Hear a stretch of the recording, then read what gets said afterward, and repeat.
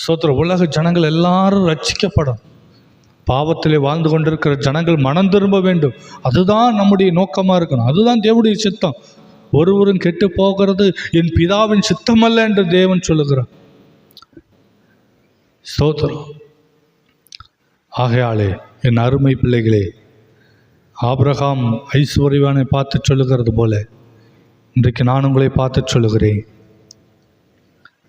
கர்த்தர் நம்பிக்கொண்டிருக்கிற, பரலோகம் நம்புகிற அந்த மோசேயும் தீர்க்கதரிசிகளும் நீங்களும் நானும் தான்.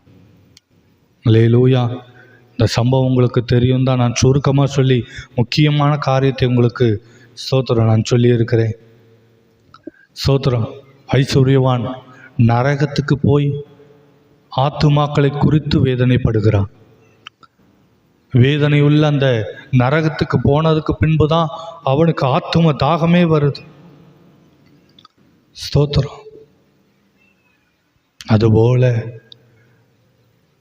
நம்முடைய ஜனங்கள் பாவத்திலே மரித்து விடாதபடிக்கு, எல்லாரும் ரட்சிக்கப்படும்படியாக நம்மை குறித்து ஆண்டவர் வைத்திருக்கிற திட்டங்களையும் நோக்கங்களையும் தரிசனங்களையும் அழைப்பையும் சித்தத்தையும் நாம் அறிந்து நாம் செயல்படுவோம்.